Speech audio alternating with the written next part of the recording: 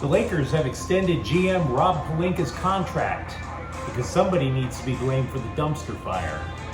The Dodgers can continue to hit the snooze alarm because after all, they still don't know who the hell they're taking on in the playoffs. And the Rams have added 2 more players to injured reserve. Hi, I'm James. This is your daily dose of sports and snark for the greatest sports city in the world, Los Angeles. This is Faithful Angelenos. I am broadcasting live from Casa de Crackhead, somewhere in the middle of the Inland Empire while I'm on the road for work. It is October 9th, 2022. I want to start off by thanking the new subscriber who joined us. Always appreciate growing this channel. And if you like what we provide in terms of content for LA, clickety-clack the like button. Clickety-clack the subscribe button. There's a notifications bell.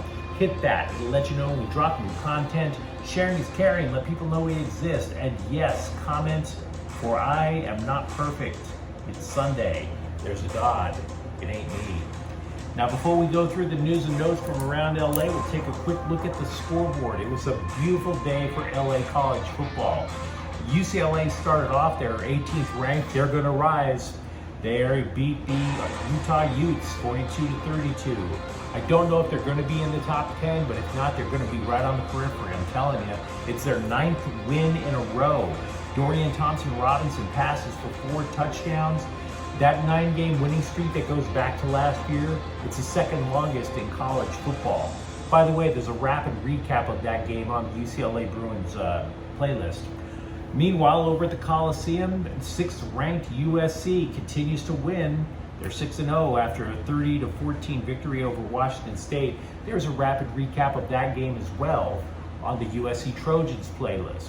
The bottom line is this: the defense was just dominant for 57 minutes of the 60. It's a terrific performance. Meanwhile, today, we get some NFL. The Chargers are in Cleveland. That game's at 10 o'clock. There is a preview of that game on the Chargers playlist of this channel. Later on at about 1:25, the Cowboys are coming to SoFi. They'll take on the Rams. Preview of that game on the Rams playlist. Also, MLS wraps up its regular season today. Both LAFC and the Galaxy play at 2 p.m. Now, LAFC, they've already clinched the top seed in the Western Conference. They're the Supporters Shield winners. They play Nashville. They will be facing Hane Mukhtar, who is likely going to win the league's Golden Boot Award. He has 23 goals, so there's a reason to watch that one. There's also a reason to watch the Galaxy playing in Houston. The Galaxy are in the playoffs, but with a win, they have a potential to climb up to 3rd place and get a better seed in the playoffs. If they lose, they could fall all the way down to number 7 seed. They're still in, but it's the worst possible outcome. So the Lakers decided to extend general manager Rob Pelinka through 2026, and it's a move, to be frank. Love the Lakers. I just don't like this move one bit. Even if you ignore the Russell Westbrook trade, which was basically Pelinka kowtowing to LeBron James and Anthony Davis in the first place, Pelinka has a lengthy history of genuinely befuddling moves. Now, he is a former agent, so you would think that he knows players. He knows them by name. What he can't do, apparently, is judge talent. Throw away the Westbrook trade for a moment. Take trading Danny Green and a 1st rounder for Dennis Schrader, right? Then offering that guy, this was 2 years ago, an $84 million contract, and that guy winds up saying, nah, I think I can do better. No, he couldn't. Because if you recall, Schrader's back on the Lakers, and he's pretty much playing for minimum wage. So you blew up the roster for that guy, and now you're paying him the league minimum. That's one. What about losing Alex Caruso? What about losing Malik Monk? What about thinking Andre Drummond could replace Marc Gasol? Or DeAndre Jordan? Or Dwight Howard? Rob Pelinka's resume basically boils down to 4 words on a fact sheet.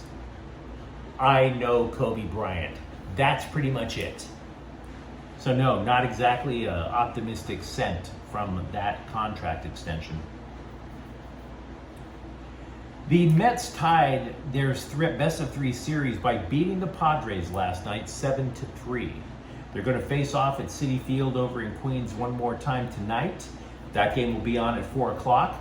The winner, they have a date with destiny, going out to the ravine to get their heads kicked in by the Dodgers. Interesting note, by the way, about the Padres that has to do with the Dodgers in a sense. Padres pitcher Joe Musgrove, who by the way is the starting pitcher for San Diego today, said he doesn't feel like wearing his championship ring. Now, he didn't get well with the Padres. Come on, let's be real. San Diego will never get a ring in anything. That would be hilarious. No, the reason Joe Musgrove is embarrassed to have a championship ring is that it came with the Astros in 2017. Now, he didn't even have anything to do with that trash can banging scandal, the cheating thing that the Padres lineup did. He's a pitcher. He never hit, right? But still, it had nothing to do with him. And, quote, I want one that feels earned. And that was a true championship. That's the goal, end quote. So it's not like everybody in Houston was okay with what went on in 2017, if you're wondering. I mentioned earlier about having a preview of the Rams game on their playlist. Know this, in late-breaking news, 2 more Rams have joined injured reserve, and technically they're both starters. There's starting safety Jordan Fuller. That's an issue. But then goes guard center Coleman Shelton. Both of them, by the way, will be out a minimum of 4 weeks. For Fuller, it's a hamstring injury. For Shelton, it's an ankle sprain. Now, I referred to Shelton as a starter, but that's kind of iffy. Brian Allen was actually the Rams starting center. And Coleman Shelton came in the game 1 when the starting guard got injured as well. So Coleman Shelton was basically a super sub. He was just a starter just because everybody else got hurt. Jeremiah Colon, the 3rd string Rams center, will get his first career start today against Dallas and a team that has sacked the quarterback 15 times. Yikes. Meanwhile, over with the Chargers, they are getting healthier, but having said that, they still have some issues. Kicker Taylor Bertolet has been promoted from the practice squad, so he apparently is going to be kicking in Cleveland. Same for wide receiver Michael Bandy. He gets promoted to the big club today. Now, Bandy has already played in the game. He had a couple of receptions over in Texas last week. Bertolet has yet to kick in an NFL game. The Kings, they have until 2 p.m. Monday to make out their roster for the regular season. They finished up yesterday with a victory in Anaheim in the preseason games. They do have a couple of decisions to make.